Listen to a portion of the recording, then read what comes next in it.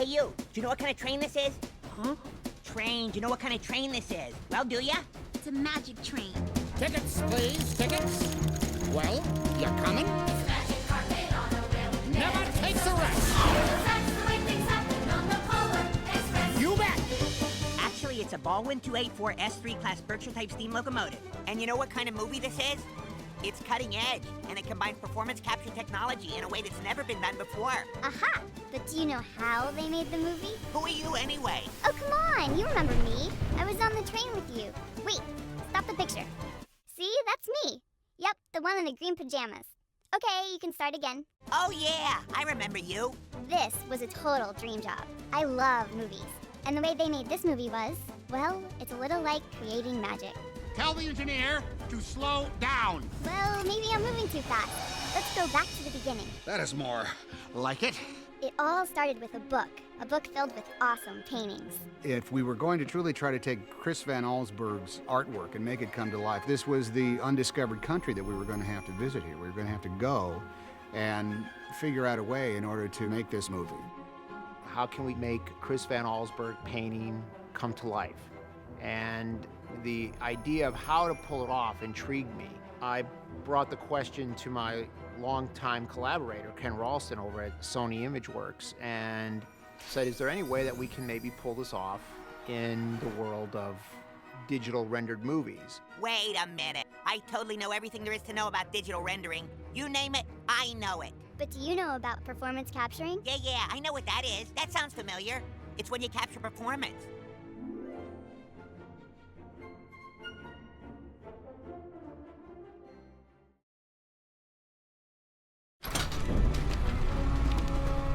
Hey, you missed it. We just told everyone the definition of performance capture. Want to hear about it? Huh? Hey, where you going now? Well, check this out. All the people you see on this train, the conductor, the kids, everyone in the scene had been made inside a computer by using actors. Plus lots and lots of little dots. Dots that literally capture, sort of like record, the performance of the actors. Yeah, that's where the term performance capture comes from. Did you know that? Huh? Well, do ya? What happens is every morning the actor wakes up and he goes into a makeup chair, and instead of putting on his wardrobe, he puts on sort of a Lycra suit, and they attach these balls in places that can easily record all the movements of your body. Performance capture captures the movement of the actor's face and their body. So how does this actor, in this suit covered with all these dots, end up looking like this character in this scene moving around in the movie? Looking a lot like a real live person? Basically, computer graphic skin is wrapped around that performance skeleton that has been recorded in the computer. Stop the train! Stop the train! Okay, I get it. It's time to stop and review. A review? So, to create all the characters in the Polar Express, a performer gets covered with dots, performs in the studio, that performance gets captured into a computer, and that frame or skeleton gets covered with skin and stuff. So, instead of the movie looking like a cartoon, it looks like hyperreality, like animated reality, like bringing a storybook to life. Wow, performance capturing is cool. Performance capture process has unlimited possibilities, and it's really taken the pencil out of the hands of an animator and put it into the hands of the great actors. It was very fun, but it was ridiculously challenging, but in a very, very good way, because it moved so fast, and if we could imagine it, we had it. Yeah, all right. So now we know about the acting, but what about the action? Huh? How do they do that? Patience.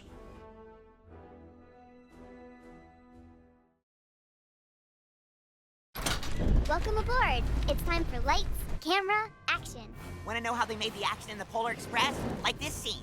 Do you think a camera's right there in the North Pole? Well, do ya? Huh? It's true that the Polar Express has plenty of excitement. The Flying Elves. They are specialists. Do not try that at home, kids. Do not try that at home. But the amazing thing about this movie is that all the movement was created in a virtual world. So after you do the performance phase, then phase 2 is where you go in and you do the cinema part, where you actually go in and direct where you put the cameras and how elaborate the scene is going to be. Wow, look at that. A real camera and a real camera person, but everything's attached to a computer. Basically, you can put your camera anywhere you want it because it's a three-dimensional world. It's an environment, at least in the computer, really exists.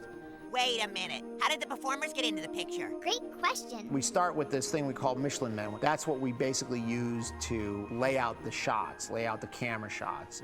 The reason we use that is because they're such rudimentary computer graphic images that they don't slow the computers down with a lot of detail, so you can get that information in and out of the computers with a much faster speed. One thing about trains, it doesn't matter where they're going. What matters is deciding to get on. Once you have these moving Michelin Men, you're able to integrate them into three-dimensional sets and then place a camera into that set. The performers are real, then they get animated. The camera is real, and the camera person is real, but it operates in a virtual set. I could have a human camera operator actually operate the virtual camera, so it had a much more realistic and traditional movie cinema feeling. Talk about taking virtual reality to a whole new level. Cool. You got that right.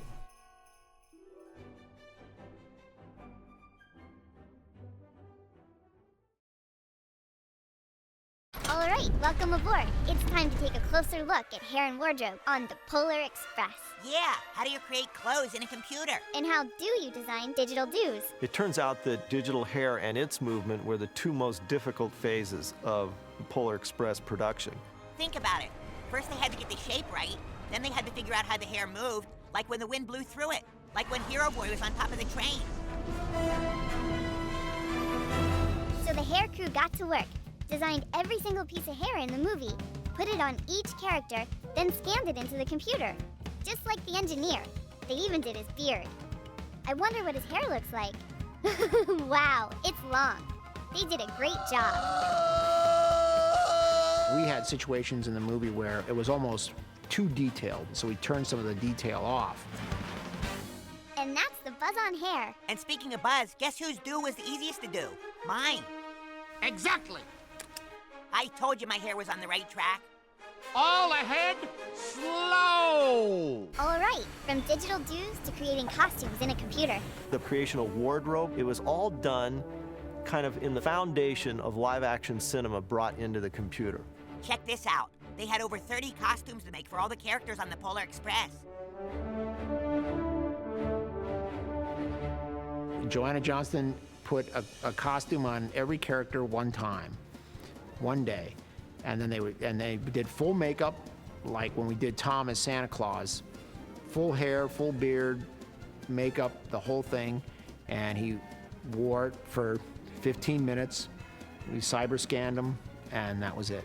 Wow, how great would that be? You can just scan on what you want to wear for the whole school year. Well, there's a little more to it than that. The actual movement of the clothing, obviously, the effects animators had to animate. That's where their artistry comes into play. The computer would then register that information, and when it went through those movements during the course of the film, it would actually draw on those movements to create real dynamics, like in real life.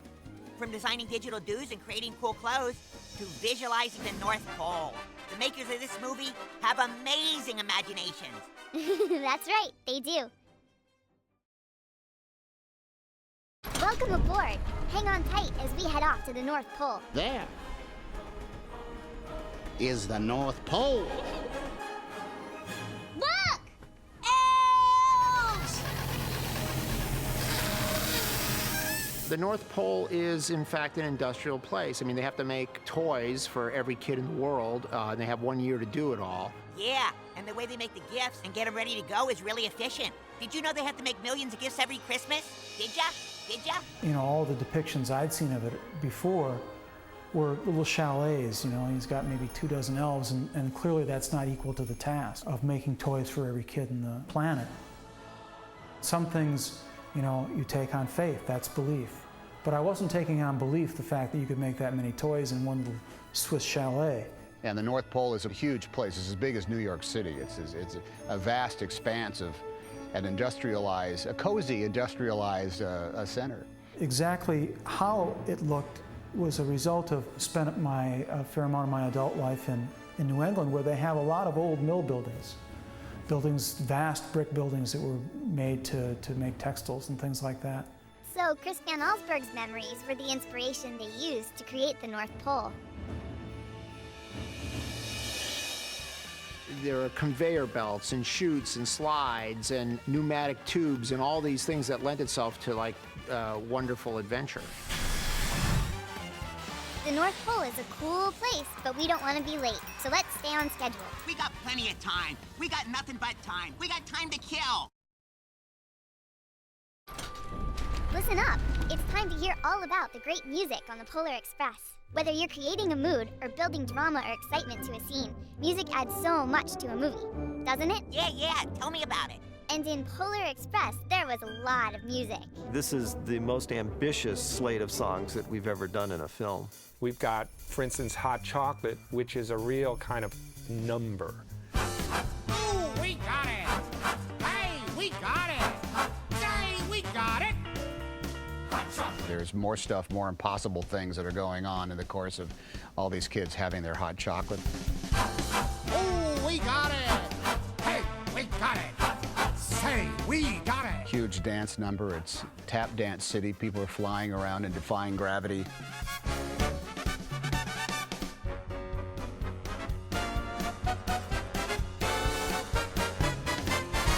Everyone loves hot chocolate. You know, Montezuma, the king of the Aztecs, would drink 50 quarts of hot chocolate every day. I didn't know that, but I do know that chocolate rocks. And in this movie, elves rock as well. After these elves worked for an entire year to get all these toys done, they just have this blowout party. And they just start to just rock out.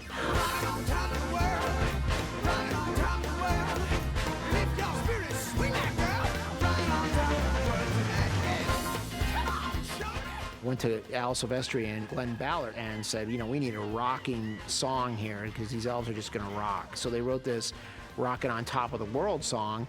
It felt to us like, the dream kind of person to do this would be Steven Tyler, the irrepressible spirit that he is. I said, hey, that's great. Steve Tyler, he's got like a great elf look about him. Sometimes a song can help define what the movie is all about. Yeah, that's called a theme.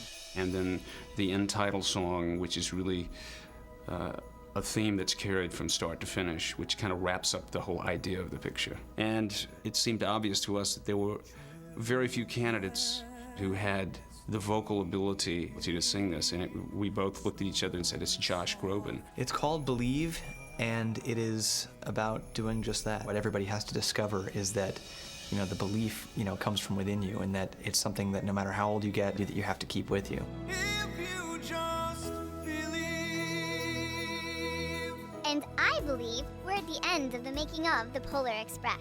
So if movies have themes, what was the theme of this making of? Well, why don't you look at your ticket? Lean. Whatever that's supposed to mean. Lean is spelled with 4 letters. I believed I punch 5. Hey, are you saying I don't know how to... Oh, I'm sorry. It says learn. My mistake. Lesson learned.